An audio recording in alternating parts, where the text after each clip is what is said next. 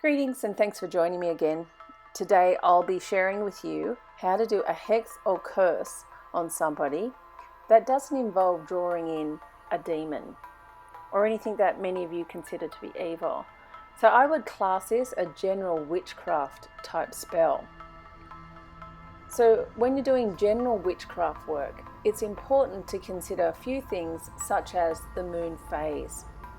And when you're doing hexing or cursing, you'll be doing it during a waning moon.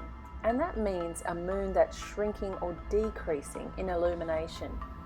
It means that the moon is taking away light. And when you're hexing or cursing, you're taking away something from someone. So consider that in your general witchcraft spell casting. The ingredients that you'll need for this spell are as follows. You'll need to write the name of the target on a piece of paper. You'll also need some hexing powder, some hexing oil, a coffin nail, a charcoal disc, a black mojo bag, and you can use a black or grey candle. Now the types of oils that you may choose to use and the type of powder will vary depending on where you are in the world and what you want the final result to be. So I'll give you some tips on those factors under this video. So what you'll do to begin is whatever you need to do to get in state for spell casting, whether you're casting a circle or you're meditating for a while, that's what you'll do first to get into state. Now I always burn some general background candles anyway to illuminate the area. Remember, I'm working about 3 a.m. in the morning in this video, so I need some light even though it's a full moon or just after the full moon. I still need a little bit of candlelight, but I haven't lit my candle as yet. On the coffin nail, I am wiping this down with the hexing oil. And generally I don't use my fingertips like I just did then, I only use a cotton tip.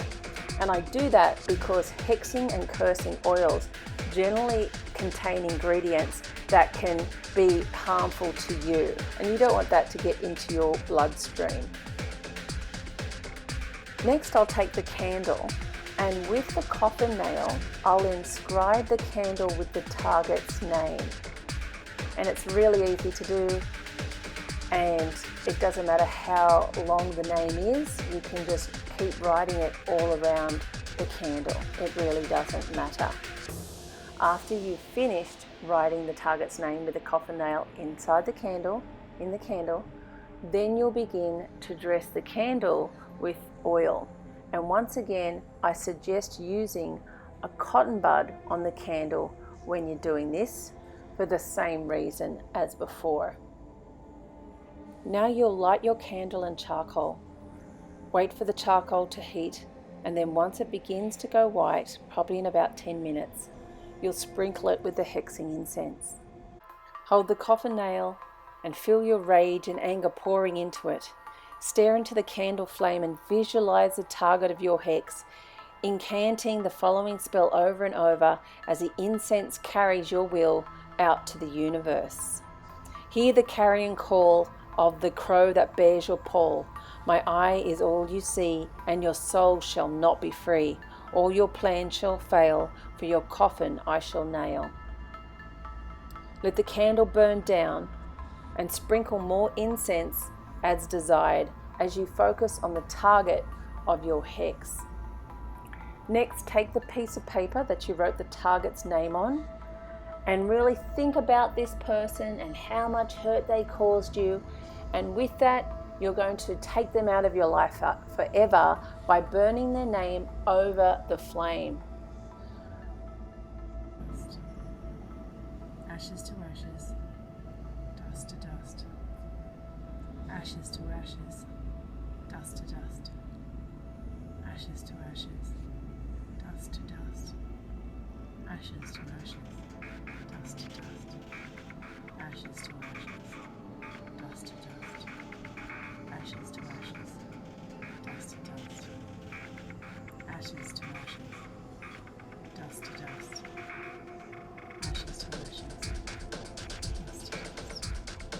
Ashes to ashes,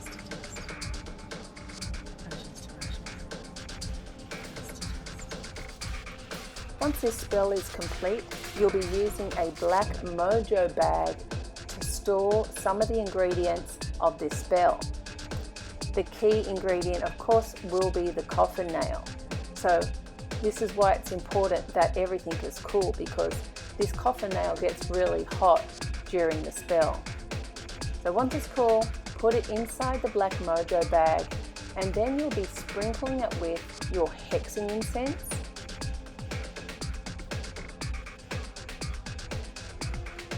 and then a little bit of the hexing oil. You don't have to be too fussy with how much hexing oil you put on it, just whatever you feel like is right for this type of hex that you're doing. I like to rub it in and make sure all the contents, or the nail, is completely coated in both the hexing incense and the hexing oil. I'll also put in some of the ash from the paper that's burnt, some of the remaining candle remnants, and I'll just sprinkle that in as I'm once again thinking about the target and what I want this special mojo bag to do.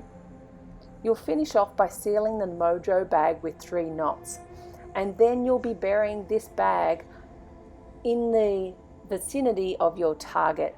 Now, if that's not possible, you might want to put this on your altar and burn a black candle, thinking of what you want done to that person over the next few days or however long you want to do. But ideally, it should be put in your target's front yard. So good luck, and let me know your results.